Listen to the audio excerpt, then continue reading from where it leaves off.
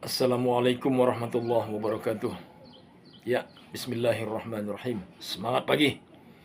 Oke guys, kita mau ikut komen lah kayak Bung Rocky Gerung ya, biar sama-sama tenar.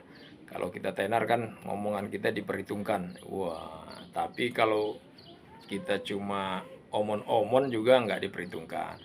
Kalau nggak punya bukti, data juga nggak diperhitungkan. Kalau kita nggak punya ilmu juga nggak akan diperhitungkan guys. Jadi jangan asal-asal juga. Oke gini guys ya, saya setuju bahwa agar tidak timbul kegaduhan, segera saja tunjukkan ijazah asli Jokowi itu.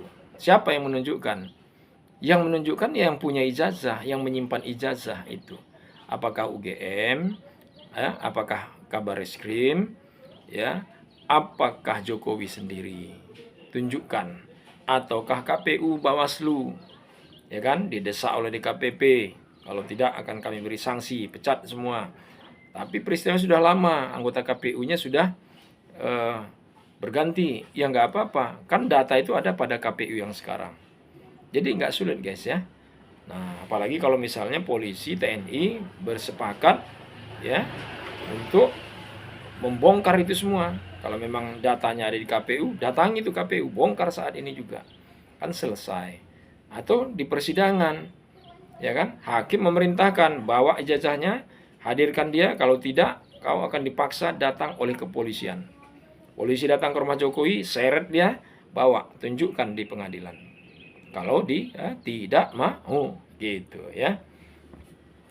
Jadi kan sederhana dan gampang guys ya. Tapi kemudian Jokowi menggunakan cara-cara formalitas hukum, yaitu siapa yang menuduh dia yang harus membuktikan. Itu benar, saya setuju itu. Tapi untuk kasus ini harusnya dibedakan ya, karena ini kan sebenarnya tidak murni kriminal awalnya, ya kan? Tapi kalau ternyata nanti terbukti palsu, baru memang muncul kriminalnya. Maksudnya kejahatan pemalsuan eh, dokumen atau eh, pemberian informasi bohong begitu ya. Nah, pemberian informasi bohong itu apa ya? Dia mengatakan ijazahnya asli, ternyata nanti misalnya palsu, atau misalnya nanti eh, kejahatan kejahatan pemalsuan dokumen itu ketika dia jadi wali kota, jadi gubernur, jadi presiden, ijazah apa yang dia pakai? Kalau ternyata palsu, baru muncul kriminalnya. Nah, mungkin dia sampai ke sana tentunya berpikirnya, sehingga tentu dia tidak mau menunjukkan itu. Nah, andai pun misalnya itu benar, ya kan sudah selesai.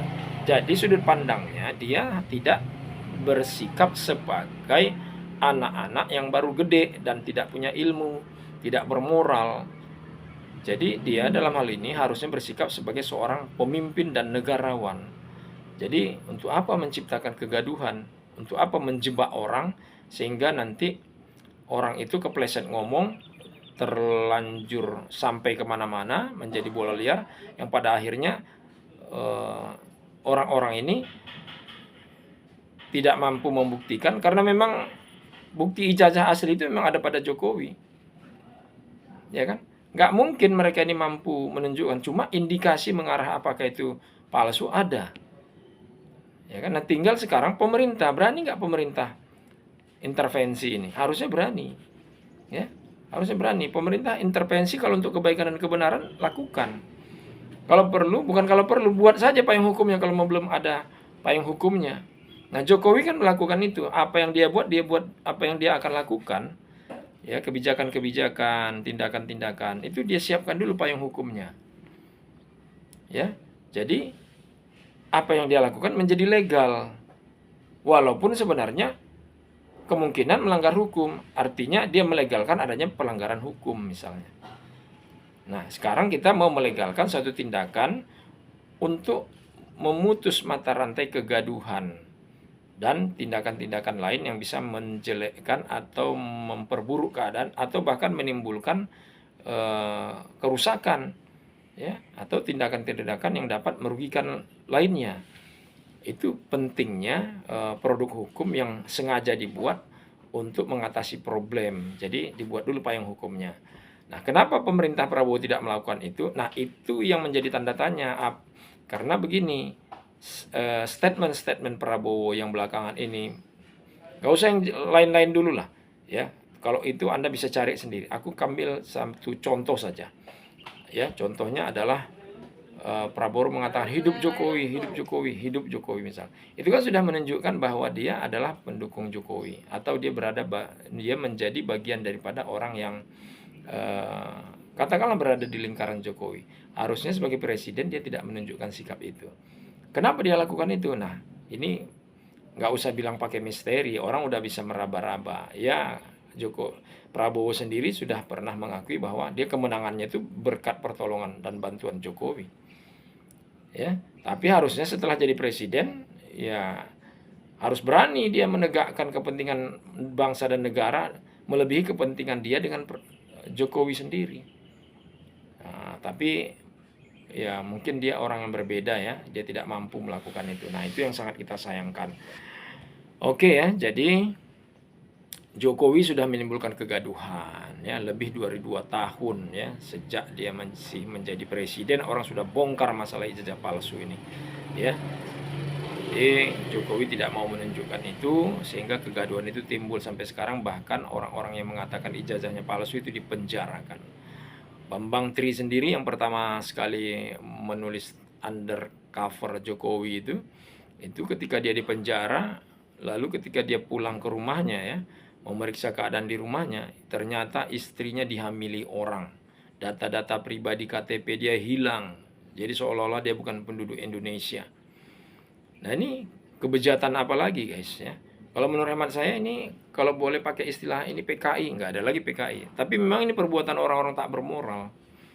Ya, nah harusnya pemerintah intervensi di sini. Nah, tapi ini sekali lagi menunjukkan ya, ini bukan sekedar apakah rejim ini adalah rejim di bawah penindasan Jokowi ya, atau di bawah tirani hegemoni Jokowi dalam tanda petik ya.